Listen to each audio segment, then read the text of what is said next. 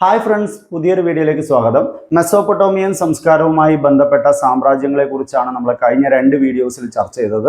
അതിൽ മൂന്നാമത്തെ സാമ്രാജ്യമാണ് അസീറിയൻ സാമ്രാജ്യം. അസീറിയൻ സാമ്രാജ്യം എന്ന് പറഞ്ഞു കഴിഞ്ഞാൽ ബാബിലോണിയയുടെ വടക്കു ഭാഗത്ത് സ്ഥിതി ചെയ്തിരുന്ന സാമ്രാജ്യമായിരുന്നു അസീറിയൻ സാമ്രാജ്യം. അസീറിയൻ സാമ്രാജ്യത്തിന്റെ ആസ്ഥാനമാണ് നിനവെ. അസീറിയൻ സാമ്രാജ്യത്തിന്റെ ആസ്ഥാനമാണ് നിനവെ.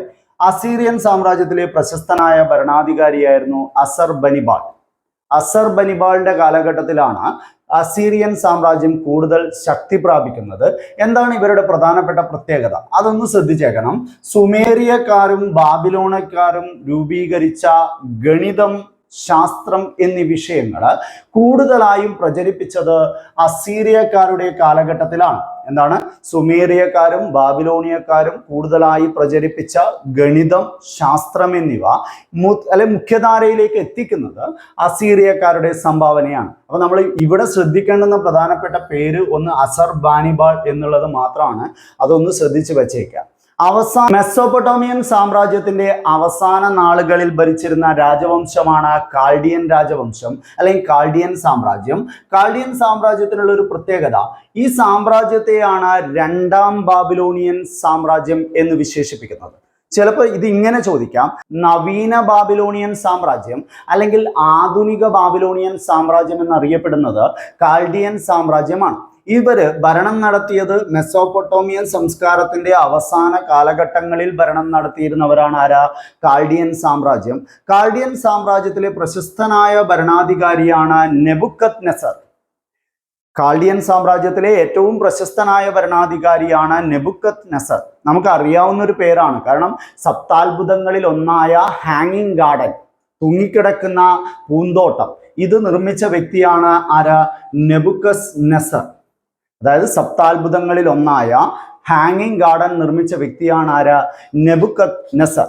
ഈ നെബുക്കദ്നെസർ ഇവരുടെ ഈ പറയുന്ന കാൽഡിയൻ സാമ്രാജ്യത്തിന്റെ ആസ്ഥാനവും എവിടെ തന്നെയായിരുന്നു? ബാബിലോണിയയിൽ തന്നെയാണ്. ഇവിടെയുള്ള ഒരു പ്രത്യേകത, നമ്മൾ കഴിഞ്ഞ ബാബിലോണിയൻ സാമ്രാജ്യത്തിൽ ഉണ്ടായിരുന്ന ഹമ്മുറാബി നിയമങ്ങൾ നിർത്തലാക്കുന്നത് കാൽഡിയൻ സാമ്രാജ്യത്തിന്റെ കാലഘട്ടത്തിലാണ്. ഈ കാലഘട്ടത്തിൽ ഏത് നിയമങ്ങൾ നിർത്തലാക്കി? ഹമ്മുറാബി നിയമങ്ങൾ നിർത്തലാക്കി. അതുപോലെ തന്നെ കാൽഡിയൻ സാമ്രാജ്യം ലോകത്തിന് നൽകിയ ഏറ്റവും പ്രധാനപ്പെട്ട സംഭാവനയായിരുന്നു ഭൂപട നിർമ്മാണം, അതായത് കാർട്ടോഗ്രഫി. ഭൂപട നിർമ്മാണത്തെ നമ്മൾ അറിയപ്പെടുന്നത് കാർട്ടോഗ്രഫി എന്നാണ്.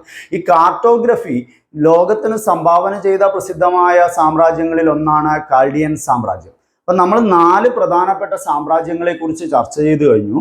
1 സുമേറിയൻ സാമ്രാജ്യം, 2 ബാബിലോണിയൻ സാമ്രാജ്യം, 3 അസീറിയൻ സാമ്രാജ്യം, 4 കാൽഡിയൻ സാമ്രാജ്യം. ഇനി ഈ 4 പ്രധാനപ്പെട്ട സാമ്രാജ്യങ്ങളും ലോകത്തിന് നൽകിയ സംഭാവനകൾ എന്താണെന്ന് ചോദിച്ചു കഴിഞ്ഞാൽ നമുക്ക് പറയാൻ പറ്റണം. 1 ചക്രത്തിന്റെ കണ്ടുപിടുത്തം. ചക്രം കൊണ്ട് ഉപയോഗിക്കുന്ന അല്ലെങ്കിൽ ചക്രം ഉപയോഗിച്ചുകൊണ്ട് മൺപാത്ര നിർമ്മാണം ഇവർ നടത്തിയിരുന്നു.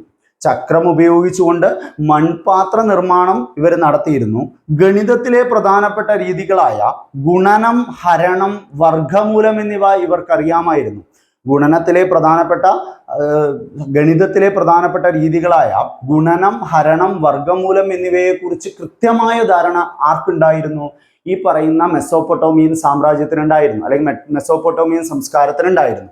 12 ചിഹ്നങ്ങളുള്ള രാശിചക്രം, 12 ചിഹ്നങ്ങളുള്ള രാശിചക്രം ഇവർ ഉപയോഗിച്ചതായി പറയപ്പെടുന്നു. അതേപോലെ വളരെ ഇമ്പോർട്ടൻ്റ് പോയിന്റ് നോട്ട് ചെയ്തിട്ട് തന്നെ പഠിക്കുക. ഒരു വർഷത്തെ 12 മാസമായും, ഒരു മാസത്തെ 4 ആഴ്ചയായും, ഒരു ദിവസത്തെ 24 മണിക്കൂറായും തരംതിരിക്കുന്നത് മെസോപ്പൊട്ടോമിയക്കാരാണ്. എന്താണ്? ഒരു വർഷത്തെ 12 മാസമായും, ഒരു മാസത്തെ 4 ആഴ്ചയായും, ഒരു ദിവസത്തെ 24 മണിക്കൂറായും തരംതിരിക്കുന്നത് മെസോപ്പൊട്ടോമിയക്കാരാണ്. അപ്പോൾ നമ്മൾ മെസോപ്പൊട്ടോമിയൻ സംസ്കാരത്തിലെ പ്രധാനപ്പെട്ട 4 സാമ്രാജ്യങ്ങളെ കുറിച്ച് പഠിച്ചു. അതിൻ്റെ സവിശേഷതകൾ നമ്മൾ ചർച്ച ചെയ്തു. മുൻ വീഡിയോസ് കണ്ട് ഇത് മനസ്സിലാക്കുക. നോട്ട് ചെയ്ത് പഠിക്കുന്നവർ കൃത്യമായി എഴുതി വെച്ച് പഠിക്കാൻ വേണ്ടി ശ്രമിക്കുക.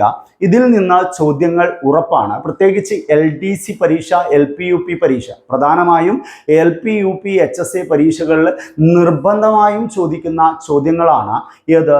സംസ്കാരങ്ങൾ. അതിൽ സംസ്കാരത്തിലെ 1ാമത്തെ സംസ്കാരം നമ്മൾ ക്ലിയർ ആക്കി. എന്താണ് മെസോപ്പൊട്ടോമിയൻ സംസ്കാരം. തുടർന്നുള്ള സംസ്കാരങ്ങൾ നമ്മൾ ഉടൻ തന്നെ അപ്ലോഡ് ചെയ്യുന്നതാണ്.